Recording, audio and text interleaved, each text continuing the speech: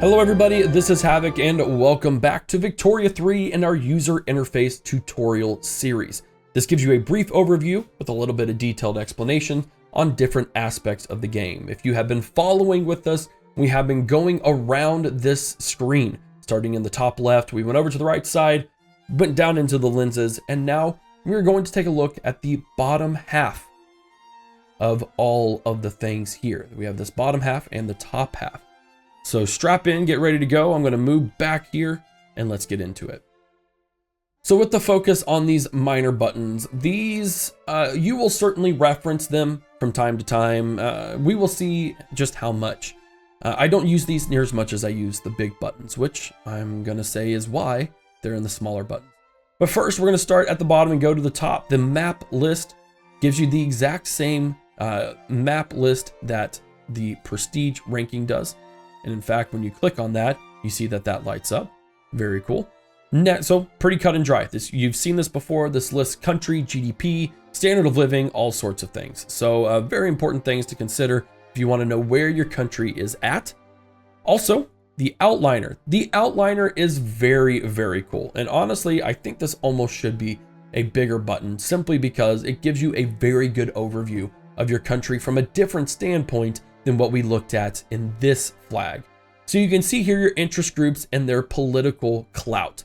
This is important to see so you can get a really easy idea on what you need to do. Not only that, but regarding your interest groups, it shows whether what different attributes that they have enabled.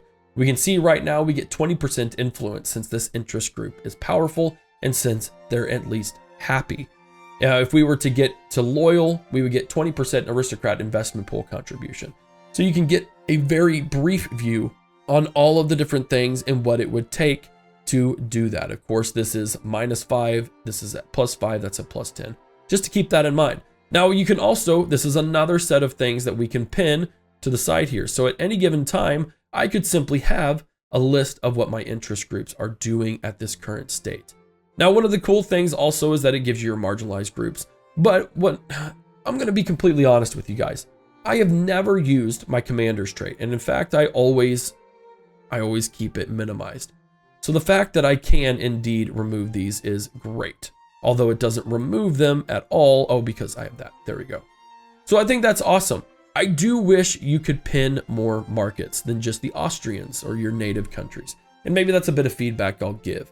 But then, of course, it gives your states, all the states and I assume their population. Yes. And by clicking, by the way, I didn't mention this, but by clicking any of these, you immediately go back to, or you go to its corresponding, more detailed list, I should say. So we can go here. We can see everything about this specific general, Franz von Benguerra. And then, of course, if we go to our states, it brings us to overview your buildings, population, and stuff. We'll see that in just a minute. But overall, this is a really good thing to have. And indeed, you could have your states up there. I don't really know why you would, unless you just really, really want to make sure you're checking out one of those states. I would highly recommend doing this interest group because I think it's pretty important to have all of that available to you. Now, next up is your journal. It gives you a list of potential journal entries to complete. Now, you don't get to see the effects of what this triggers, but you can see basically you have a whole lot of things that you can do, which will each have their own trigger. And when you complete them, you'll get an event that pops up at the bottom that gives you a range of different choices to affect your country. It's pretty cool. It's not required. And some of these journals may have time limiters on them. But regardless, I think it's a pretty cool thing overall to have to see and to interact with, because it does progress your country in some great ways. And then you have your decisions. I will say that what's interesting about this is that there are only a few varieties that make them unique. At the moment, these are all pretty much standard that every country, for the most part, could go after. Now, the map, the Western American frontier, is really interesting. I don't know why you would do that. You would have to own... it's a really weird thing for Austria to want to map the American Western frontier, but you could still do it. I'm not going to judge you if you do. But these are not things that you can star to your outliner to get enacted. You kind of just have to remember or think about what it takes to get these enacted in order to do so.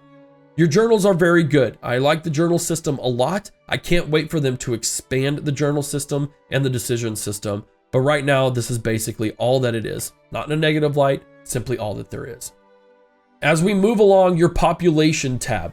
This gives you a breakdown of all of your pops in your country. Now, I will say I honestly hate this system. And the only reason why I hate this breakdown is that I can't see a list of other things. You can see here that yes, the top 3 are going to be South German, Hungarian, and Northern Italian. But you can see all of the different guys, and I don't have a way from this screen to click on those. I don't enjoy this system. It's a great overview, but I do wish I could interact with it more. But what you can do over here, you can see your total population.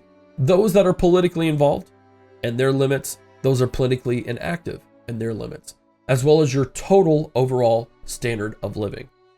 Now, what's cool about that is that you can then see a range of what your standard of living is for all of your other pops.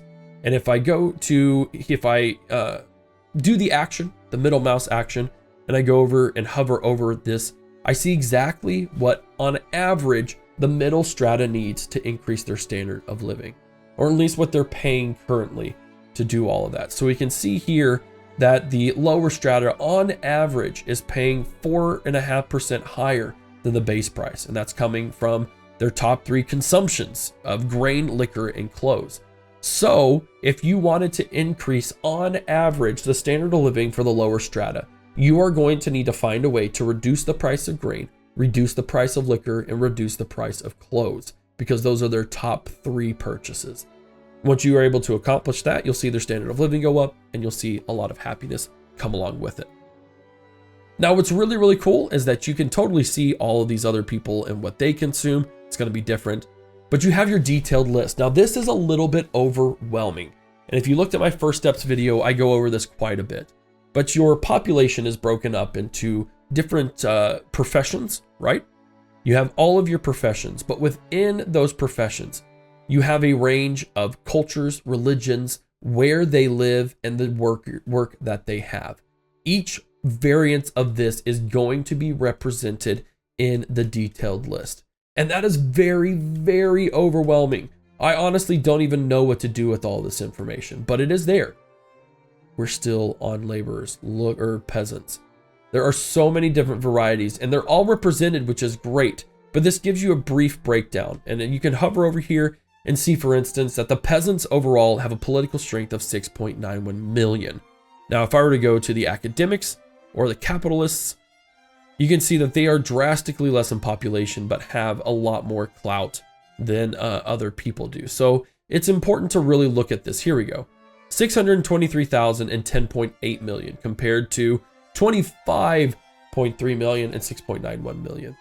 So this just gives you a good idea of your total population and your detailed list. You could look at this at any point and see that the clerks specifically have a standard of living that is struggling, and you can totally hover over that and see what they're paying for, etc., etc. Next up, we're going to look at cultures. Your cultures are very interesting in that it gives you a breakdown of your primary cultures based and what affects that based on your citizenship law, and then also what your state religion is, which is also affected by the church and state laws. This is important because it breaks down the cultures, whether or not they are discriminated against. We can see that there are a lot. The religions that they follow, the turmoil, if there were turmoil at the beginning of the game, their political strength. This is important because if you are a discriminated culture, you're going to have a harder time with your political strength, but then also your population. This is a pretty good overview of the cultures. And if you, for instance, saw that, I don't know, the Slovene culture was having a lot of turmoil, you could see where those guys are typically going to be at. And you could figure out, okay, well, I can enact certain things to help them overall. What's also really interesting about your cultures tab is your ability to form nations. We can see here that as Austria, we have the capability of forming Germany as an empire. Now, when we click on this, we can definitely see what it takes to do so. We need 19 of all of these regions to be under our control in one form or another to form Germany. Now, whether that's easy or not, I can't tell you because I honestly haven't played as Germany. And note that not all countries will have this, so it will pretty much be unique to certain countries alone, but it will be available to them, and you can quickly see that as an overview. As we dive into tech, this is pretty cut and dry. I also went over this with the first steps, but your technology is broken up into 3 different branches: production, military, and society. Each country, for I want to say 99% of the time, will have the exact same technology tree. Now, I don't necessarily agree with that, and I hope that some flavor gets added for that in the future. But regardless, at the beginning of the game, that's how it is. Now, what's different is the progression of said technology trees. Belgium is very far ahead. The United States and Britain have so much technology already researched. You can see here across the board, we have a decent bit of tech overall. And the kicker here is that, well, you can only purposefully research one tech at a time. And that's not one tech per category, that's one tech overall. So this is where you need to understand your country and where you want to go with it. If you have a bunch of food industries, go for canneries because that's a good production method. If you have a lot of farms, intensive agriculture will be fantastic for you. If you're planning on expanding your military early, go after some of these things that will affect how efficient your military is. Or if you're going to kind of play a little bit taller, I highly recommend investing in banking or modern sewage to increase your infrastructure, or even realism to bring in some prestige that might level you up in your rankings overall. One thing that I will say about technology has spread. And this means that the more countries that know a technology that you don't, the faster it spreads to yours. Now that's important because you will have a technology in each category that will naturally be spread to you. Now you can take advantage of that in 2 ways. You could, 1, have 4 techs by picking your own technology that isn't one of them that's getting spread. So you could have up to 4 techs being researched at once. Or if you see a technology is being spread that you would like to get quicker, you can also invest in that technology, which will allow you to enable it quicker. Pretty cool thing that I really enjoy overall about technology. Last but certainly not least for this video is your diplomacy tab. The diplomacy screen is fantastic because it allows you an overview of all the diplomatic things that you have, right? So we see here, for instance, we have an overview of all of our interests. We have everything here. And what's cool over here is that when you declare interest, there is a 30-day breakdown in which it takes to kind of declare your interest. And so right now it's inactive. We can't do anything from a diplomatic play perspective in Anatolia or in the Congo, simply because, well, 1, we actually disabled this. So Anatolia would actually become an inactive interest and we would lose it. The Congo would then take 30 days to become an active interest. So it just allows you to do those sort of things from that perspective. We don't have any wars yet, but we do have an active diplomatic play. Your active diplomatic plays could be, again, things that you are initiating. In this case, we initiated conquering a state in Prussia, which activated that. But again, in all of your interests, excuse me, I zoomed in. If anyone declares a diplomatic play in any of these regions, it pops up for us to interact with. Now, whether you want to or not, I don't know. You could support a nation that's smaller that you know could win, or you could simply declare neutrality and not do anything. You could also ask for favors, saying, hey, I'll come in and help you out if you give me something. And then lastly, down your diplomatic status. This gives you all the things that you are doing actively politically, including improving relations, rivalries, customs unions, puppets. That would include dominions, trade agreements, things of that nature. Anything that has a diplomatic status tied to it will be there. But then you can open your country browser. And this is a great reference to see who you are in good with, who you're not in good with, and the infamy tied to different nations. We have 35 infamy from our diplomatic play just initiating it. So that's something you'll need to consider. If you get too high of infamy, nations will start to not like you. They may declare diplomatic plays on yourself, and you may not get support from the bigger nations because, well, you're being just a little too infamous. If we go back, we do have the capabilities of releasing subjects. Now, why you would do this, I really don't know, unless you wanted to release the subject of Transylvania and then switch the country and play as Transylvania. That's probably the only reason I could really think of that would be worthwhile. But regardless, you do have the capabilities of releasing these nations, and you can release them as completely independent, as a subject country, or you can, again, play as Venice, which I think is a cool thing to do. And it certainly would be an interesting way to do a little bit of a role play, let's play series as a YouTuber or a streamer, or simply for your own role play fun. And guys, that wraps up the smaller left panel buttons, going over things like diplomacy, tech, cultures, and all of that stuff.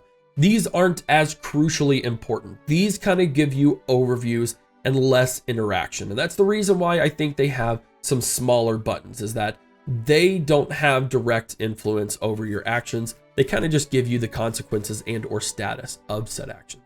Guys, if you enjoyed this video, be sure to give it a thumbs up, sub to the channel, turn on bell notifications, and of course, always leave your comments down below. Thank you so much for supporting this channel with your view. I appreciate all of you and look forward to the next section as we wrap up-ish what we're going to do with this top face user interface.